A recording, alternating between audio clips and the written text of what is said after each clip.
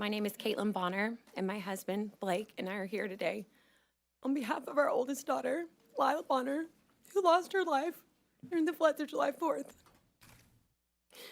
Lila turned 9 on June 26th, 3 days before we drove her into the gates of Camp Mystic. Her two little sisters, Wynn, 2, and Scarlett, 6, are now attempting to navigate a world without her, one that Blake and I never imagined would or could be our permanent reality.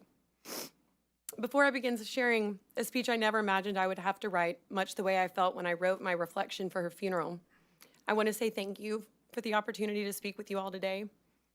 As her mother, I am haunted by the events that took place on July 4th and wish with every fiber of my being that I was here under different circumstances. When Lila was born, I began writing letters that I planned to one day share with her.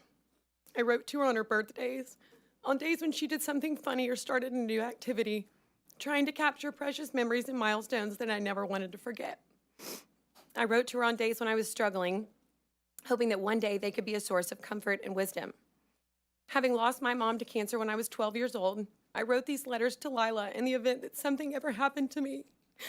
I never imagined that I would be the one reading them to her at her funeral, and most certainly not because she lost her life at Camp Mystic, where I spent 10 summers, 9 as a camper and 1 as a counselor in Bubble Inn. As I struggle to make any sense out of this horrific tragedy, these letters have been a gift I thought I would one day give her, but I now realize they are a gift from her. Lila was special. She was beautiful. She was pure. She was so kind. The most gentle little girl who fiercely loved her little sisters and all of her friends. A friend who preferred to shine her light on the people around her. A light she lit inside of me when she made me a mom. A light she lit throughout the halls and classrooms of Bradfield Elementary. A light she shared with her beloved family and friends. And a light I know she shared with the angels at Bubble Inn. Lila was the epitome of a firstborn child, the best big sister, and a rule follower who respected authority with impeccable manners. In the weeks leading up to camp drop-off, we shopped, organized, and packed her trunk with all the things I knew would make her feel safe.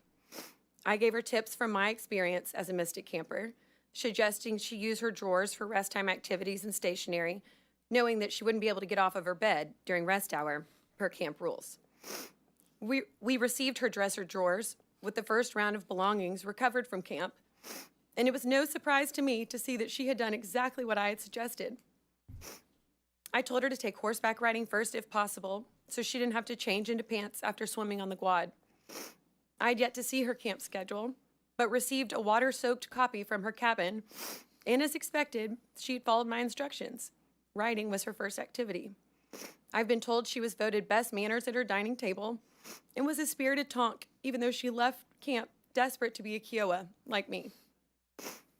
I will forever be haunted by the fact that I didn't know what I didn't know. I sent her to Camp Mystic to grow closer to God, make lifelong friends, try new activities, and encourage independence. To spend time outside, away from a screen, surrounded by like-minded girls that I knew she would cross paths with for life. I naively assumed she was safer at camp than anywhere else. When I think about the trauma and fear that our girls endured, it makes me physically ill. This loss is one no parent should have to endure. A piece of her purple trunk that I so lovingly and meticulously packed was recovered at the dam, 11.1 miles from camp. Her body, 5.6 miles from camp, behind the Hunt store. Ironically, the last place we were, or the first place we stopped after dropping her at camp. Our 6-year-old started first grade last week without her big sister holding her hand. Our 2-year-old will likely never remember her oldest sister aside from photos and videos. And her friends, who all started 3rd grade last week, have to reconcile how 2 of their classmates perished at summer camp in a flood they also were evacuated from while at neighboring camps. Their stories are harrowing, but they all survived. I'm not here today because I want to be. I'm here because I have to be. Our daughters deserved better, and future campers deserve better. I implore you all to act quickly and pass SB 1 to protect campers before next summer and to ensure that there will never be another Heavens 27 due to camp complacency. Thank you.